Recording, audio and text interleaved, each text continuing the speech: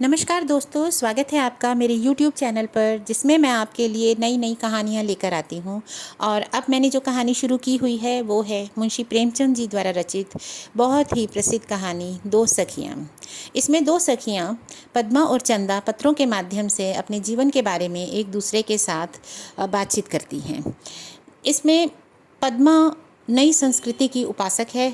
उसने प्रेम विवाह किया है, लेकिन अपने जीवन में वो भी दुखी है क्योंकि उसके पति आर्थिक रूप से परेशान हैं, पर वो अपनी परेशानी अपनी पत्नी के साथ साझा नहीं करते हैं। दूसरी ओर दूसरी सखी चंदा, वो अपने जीवन से इसलिए दुखी है कि उसने अपने पिताजी की बात मानकर पुराने संस्कारों के तहत ही पिताजी की इच्छा से ही विवाह किया, लेकिन विवाह के समय दोनों पक्षों में कुछ गलतफहमियां हो गई, जिसकी वजह से उसकी विदाई नहीं हो सकी और बारात जनवासे से वापस लौट गई। तो दोनों ही सखियां अपनी अपनी परेशानियों से जूझ रही हैं और अपने मन और विचार एक दूसरे से साझा करती हैं। अब देखते हैं पद्मा की परेशानी के बारे में उसकी सहेली चंदा क्या कहती है। तो अब चंदा अपनी सखी को लिखती है, प्यारी पद्मा, कल तुम्हारा खत मिला, आज जवाब लिख रही हूँ। एक तुम हो कि महीनों रटाती हो। इस विषय में तुम्हें मुझसे उपदेश लेना चाहिए। विनोद बाबू पर तुम व्यर्थ ही आक्षेप लगा रही हो। तुमने क्यों पहले से ही उनकी आर्थिक दशा की जांच पड़ताल नहीं की? बस एक सुंदर, रसिक, शिष्ट, वाणी मधुर युवक देखा और फूल उठी। अब भी तुम्हारा ही दोष है। तुम अपने व्यवहार से, रहन सहन से सिद्ध कर दो कि तुम में गंभीर अंश भी है। फिर देखूं कि विनोद बाबू कैसे तुमसे पर्दा रखते हैं। और बहन, यह तो मानवीय स्वभाव है। सभी चाहते हैं कि लोग हमें संपन्न समझें। इस स्वांग को अंत तक निभाने की चेष्टा की जाती है और जो इस काम में सफल हो जाता है उसी का जीवन सफल समझा जाता है। जिस युग में धन ही सर्व प्रधान हो, मर्यादा, कीर्ति, यश, यहाँ तक कि विद्या भी धन से खरीदी जा सके, उस युग में स्वांग भरना एक लाजमी बात हो जाती है। अधिकार योग्यता का मुंह ताकते हैं।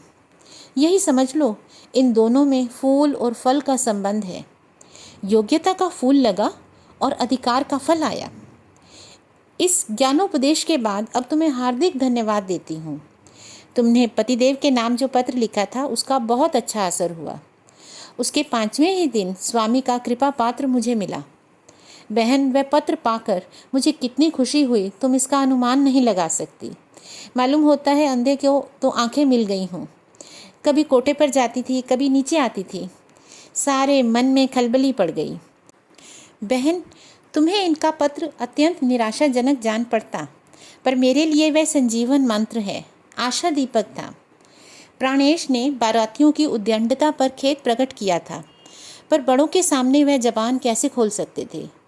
फिर जनातियों ने भी बारातियों का जैसा आदर सत्कार करना चाहिए था वैसा नहीं किया। अंत में लिखा था, प्रिय, तुम्हारे दर्शनों की कितनी उत्कंठा है, लिख नहीं सकता। तुम्हारी कल्पित मूर्ति नित आंखों के सामने रहती है, पर कुल मर्यादा का पालन करना मेरा कर्तव्य है। जब तक माता पिता का रुख ना पाऊँ आ नहीं सकता। तुम्हारे वियोग में चाहे प्राण ही निकल जाएं, पर पिता की इच्छा की उपेक्षा नहीं कर सकता।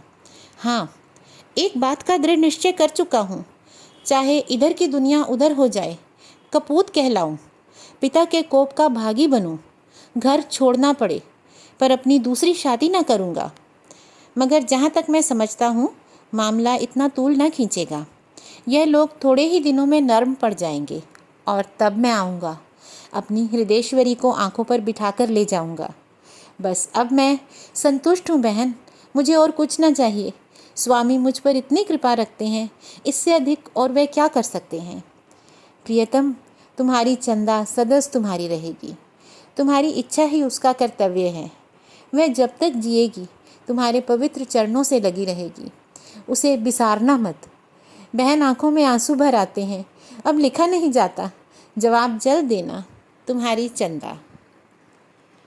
तो इस खत के जरिए चंदा अपनी सखी पद्मा को बता रही है कि उसके जीवन में खुशियों के पल ज़रूर आएंगे, क्योंकि उसके पति उससे उतना ही प्रेम करते हैं जितना वह उनसे करती है, और वह उन बातों पर जरा भी मान नहीं देते हैं। किंतु अपने माता पिता की इच्छा का सम्मान रखते हुए वो अभी उनसे चंदा को घर ले आने की बात नहीं कर सकते, लेकिन जैसे ही समय ठीक होगा वह अवश्य चंदा को लेने आएंगे। इस तरह से हम ये देख रहे हैं कि चंदा के जीवन पर छाए हुए दुख के बादल छट रहे हैं और वह इसी के बारे में अपनी सखी को बताती है। अब अगले भाग में आप अवश्य देखिएगा कि पद्मा इस बारे में क्या कहती है और पद्मा के जीवन में क्या चल रहा है। इसी तरह की और कहानियों को भी सुनने के आप मेरे चैनल को प्लीज़ लाइक, शेयर और सब्सक्राइब करें, जिसमें मुंशी प्रेमचंद जी की और अन्य कहानियाँ शामिल हैं। Thank you.